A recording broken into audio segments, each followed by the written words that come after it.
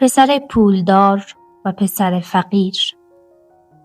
سینا و امیر هر دو 20 ساله بودند. در یک شهر زندگی می کردند، اما فاصله زندگیشان خیلی بیشتر از چند خیابان بود. سینا پسر یک سرمایه‌دار معروف بود. خانه بزرگ، ماشین لوکس، پول تو جیبی بالا و آینده‌ای که همه می گفتند تضمین شده است.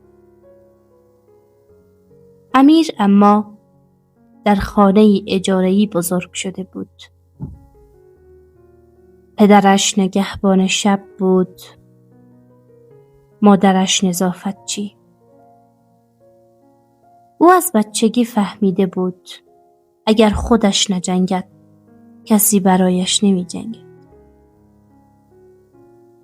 سینا همیشه می گفت جوانی فقط یک بار اتفاق می افتد. باید حالشو برد. درس برایش مهم نبود. اگر نمره بد می شد با پول حل می شد. امیر اما بعد از مدرسه کار می کرد. گاهی آنقدر خسته بود که سر کلاس خوابش می برد. دوستانش مسخره‌اش می کردند. این همه جون می کنی آخرش چه؟ امیر فقط یک جمله داشت. من نمی خواهم شبیه امروز پدرم باشم. بعد از دبیرستان سینا رفت دانشگاه خصوصی، نه از روی علاقه بلکه از روی اجبار خانواده. بیشتر وقتش در مهمانی ها می گذشت، به آینده فکر نمی کرد. و اما امیر پشت کنکور ماند. 1 سال، 2 سال، صبحها کار، شبها درس. بارها خواست رها کند، اما هر بار صورت خسته مادرش جلوی چشمش می آمد. سینا بعد از دانشگاه مستقیم وارد شرکت پدرش شد. عنوان مدیر، حقوق بالا، اما بدون مهارت. همه احترام می گذاشتند، اما هیچ کس به تصمیمهایش اعتمادی نداشت. امیر کار ساده‌ای پیدا کرد.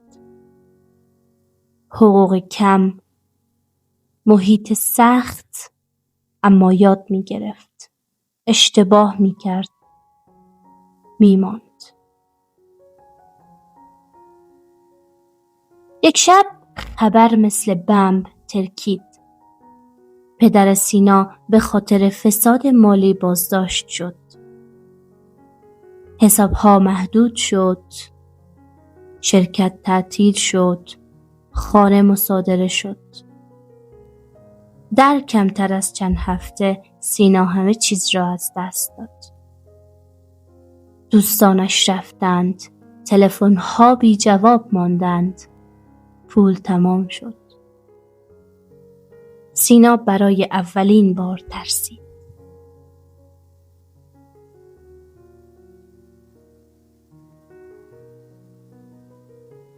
چند ماه بعد امیر که حالا سرپرست یک بخش کوچک شده بود برای استخدام نیروی جدید مصاحبه‌ای می گرفت.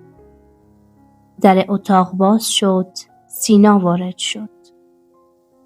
لباس ساده، چهره‌ای خسته و رزومه تقریباً خالی.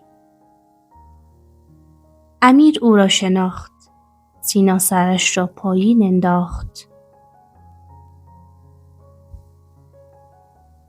مصاحبه ایشان کوتاه بود. بعد از خروج سینا مدیر شرکت گفت این جوون به درد نمیخوره. هیچی بلد نیست.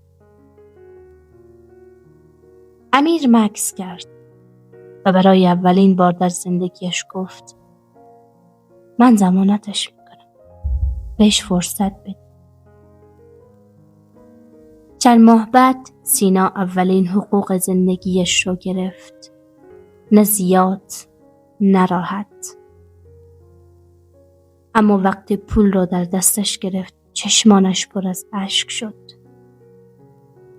رو به امیر کرد و گفت کاش زودتر زمین می‌خوردم. امیر جواب داد مهم اینه که بلند شدی.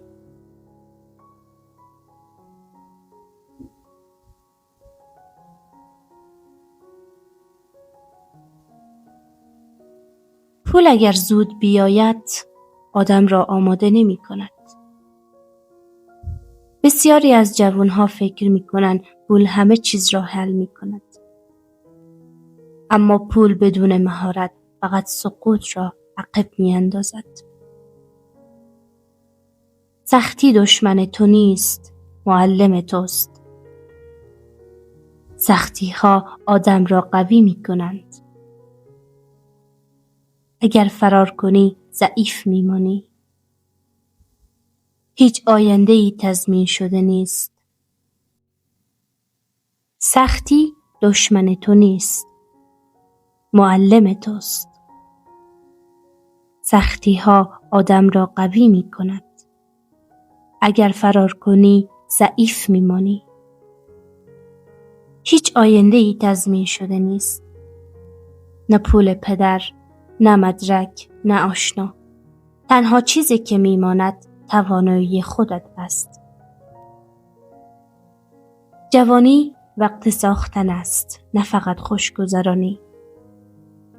اگر امروز نسازی فردا مجبور می شوی در شرایط سخت تر بسازی. زمین خوردن دیر بهتر از زمین نخوردن است. بعضی ها هرگز زمین نمی خورند چون هرگز جلو نمی روند. اما کسی که زمین می خورد حداقل در مسیر بوده. اگر امروز سخت است شاید داری ساخته می شوی. اما اگر امروز خیلی راحت است بپرس برای فردا آماده ام؟